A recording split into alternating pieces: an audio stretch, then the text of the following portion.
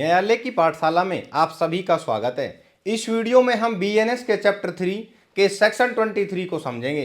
Video में अंत तक बने रहें ताकि इस सेक्शन से रिलेटेड आपको कोई डाउट ना रहे। इस सेक्शन 23 में को समझने से पहले इसकी बेरेक्ट लैंग्वेज को एक बार ध्यान से पढ़ें। इसमें निर्दिष्ट है कि ये सेक्शन नशे के कारण फैसला लेने में असमर्थ व्यक्ति के कार्य से संबंधित है जो उसकी इच्छा के विरुद्ध हुआ हो। चलिए इसको एक उदाहरण से समझते हैं, फिर इसकी बेरेक्ट लैंग्वेज को समझेंगे।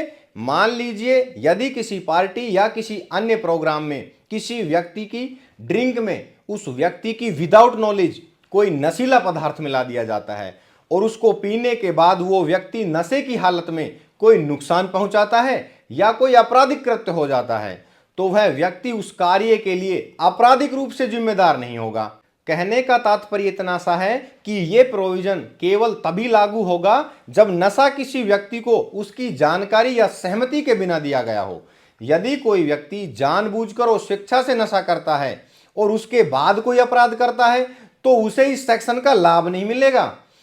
एक बार इसकी बेरेक्ट लैंग्वेज को देखते हैं जिसमें कहा गया है कि कोई भी व्यक्ति नशे की हालत में अपनी इच्छा के विरुद्ध ममता के कारण निर्णय लेने में असमर्थ है, उसके द्वारा किया गया कार्य अपराध नहीं माना जाएगा।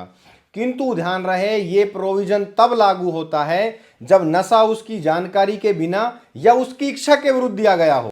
अब आपको यहां पर केवल इतना समझ लेना जरूरी है कि इस धारा का लाभ वही व्यक्ति उठा सकता है जो किसी नशीले पदार्थ के प्रभाव में है। बस शर्त यह होगी कि नशा उस व्यक्ति की विदाउट नॉलेज उसे दिया गया हो।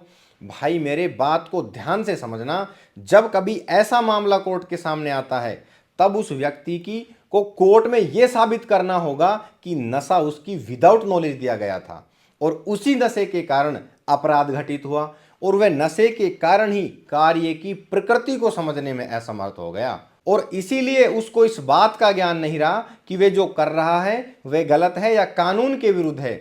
यदि ये सब कुछ साबित कर दिया जाए तभी इस प्रोविजन का लाभ व्यक्ति को दिया जा सकता है, अर्थात इन्हीं शर्तों को साबित करना होता है।